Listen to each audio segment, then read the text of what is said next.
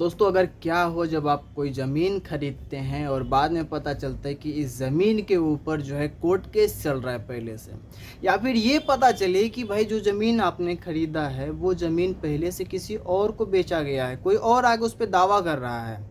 तो इस तरह का प्रॉब्लम से बचने के लिए हमें क्या करना चाहिए, है ना?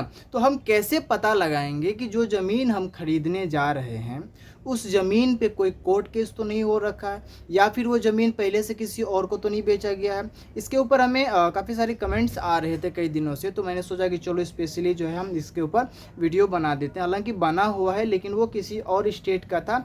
बिहार से मुझे काफ़ी कमेंट्स आ रहे थे इसके लिए, तो मैं इस बार जो है बिहार के किसी भी ज़मीन का विवादित ज़मीन का स्टेटस कैसे देखना है, इसके ऊपर आज का ये वीडियो पूरा होने वाला है। तो वीडियो काफ़ी खास और इम्पोर्टेंट होने वाला है, क्योंकि इस वीडियो में मैं वन बाय वन हर चीज़ बताने वाला हूँ आपको, हर बातें अच्छे से समझाने वाला हूँ। तो वीडियो में आखिरी तक बने रहिएगा। नमस्कार दोस्तों, मैं जयकरण ब्लैस स्वागत करता हूँ आप सभी का मेरे यूट्यूब चैनल टेक्निकल जैक में।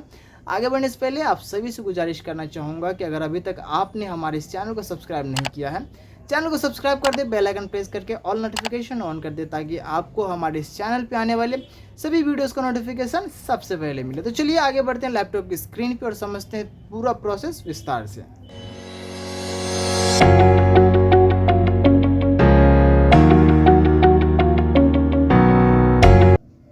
तो दोस्तों, आपको आ जाना है बिहार सरकार राजस्व एवं भूमि सुधार विभाग का इस पोर्टल पे आना है। हालांकि मेन पोर्टल नहीं है ये आपको जो है आम सूचना वाला पोर्टल है। इसका लिंक मैं जो है आपको डिस्क्रिप्शन में प्रोवाइड करके दूंगा।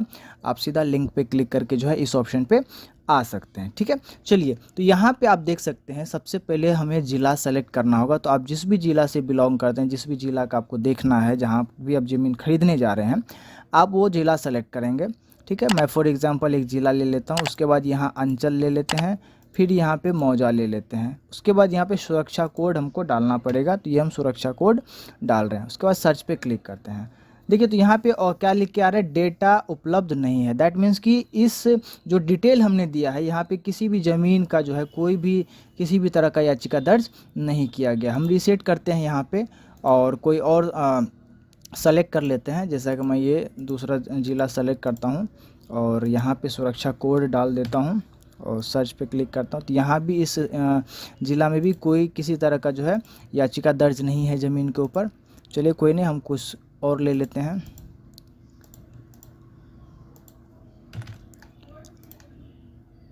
इसमें भी कोई किसी तरह का कोर्ट केस या फिर याचिका दर्ज नहीं किया गया है।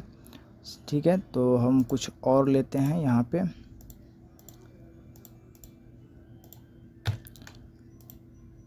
इसमें भी कोई किसी तरह का याचिका दर्ज नहीं है। तो इस तरह से आपको जो है ना दिखेगा जहाँ पे कोई कोर्ट केस चल रहा। आप देख सकते हैं यहाँ पे, जैसे मैंने एक अररिया ज़िला लिया है, ठीक है ना, और उसमें अंचल और मौजा हमने सेलेक्ट किया। तो इसमें एक ज़मीन ऐसा है जिस पे एक याचिका दर्ज की गई है। अब वो याचिका क्या है, वो कोर्ट में किसी विवाद के ऊपर याचिका दर्ज किया गया है या दाखिल खारिज के लिए याचिका दर्ज किया गया है, वो हम चलिए स्थिति देख सकते हैं। देखिए, इससे पता भी चलेगा आपको। जैसे कि मान लीजिए आप ज़मीन खरीदने जा रहे हैं, है ना, अब हमें ये पता चल जाएगा कि कहीं ये ज़मीन इससे पहले किसी और को तो नहीं बेच रखा है पार्टी ने, या फिर इस ज़मीन पे कोई कोर्ट केस तो नहीं चल रहा है। तो हम यहाँ पे बड़े आसानी से जान सकते हैं। चलिए, हम इसको थोड़ा मैक्सिमाइज कर लेते हैं। तो यहाँ पे देखिए, इस ज़मीन पे एक याचिका दर्ज की गई है। ठीक है, तो इसमें देखिए क्या लिखा है यहाँ पे, इस नोटिस के माध्यम से एतद जानकारी दी जाती है कि भूमि के हित के अर्जन के संबंध में एक याचिका प्रज्ञापन प्राप्त हुआ है, जिस पर यथास्थिति दाखिल खारिज की कार्रवाई प्रारंभ की गई है अथवा स्वप्रेरणा से दाखिल खारिज की कार्रवाई प्रारंभ की गई है, जिसके ब्यौरे निम्नवत हैं। तो इस पे एक याचिका तो बनी हुई है, समझ रहे हैं ना। अब वो याचिका कोर्ट का नहीं है, ये है कि ये जो है एक दाखिल खारिज के लिए इन्होंने अप्लाई कर रखा है, वो डिटेल दिया हुआ। तो इससे पता चल जाएगा कि भाई ये ज़मीन तो मैं खरीदने जा रहा था, लेकिन इसको तो पार्टी ने पहले से ही बेच रखा है और इस पर तो ऑलरेडी दाखिल खारिज का इन्होंने पिटीशन फाइल कर रखा है।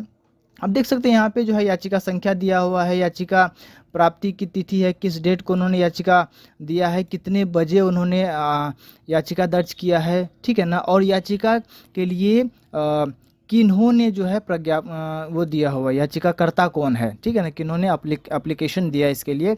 उसके बाद दाखिल खारिज वाद संख्या क्या है वो दिखाएगा, किस तरह का याचिका है वो, ठीक है ना। भूमि के हित के अर्जन का ढंग क्या है, सेल परचेस है, कोई सेल कर रहा है, कोई खरीद रहा है यहाँ पे।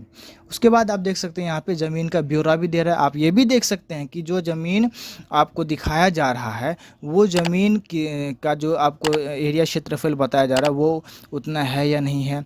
जो आपको ज़मीन बताया जा रहा है आप ये भी देख सकते हैं कि उसकी चौहद्दी में कौन कौन है। आप इनसे भी जाके जो है आप इसका पता लगा सकते हैं ज़मीन के बारे में। तो यहाँ पे मैक्सिमम डिटेल आपको मिल जाता है ज़मीन खरीदने से पहले।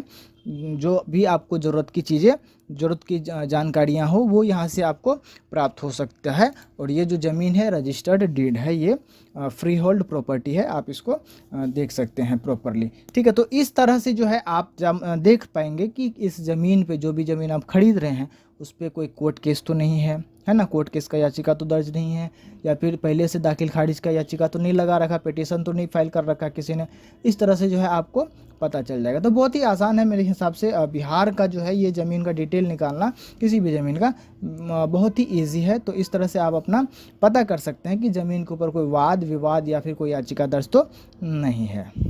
तो उम्मीद करता हूँ मेरे प्यारे दोस्तों आपको वीडियो पसंद आई होगी। वीडियो पसंद आई हो तो वीडियो को लाइक कमेंट शेयर करना ना भूलें। मिलते हैं अगले वीडियो में एक नई जानकारी के साथ, तब तक के लिए स्वस्थ रहे, मस्त रहे।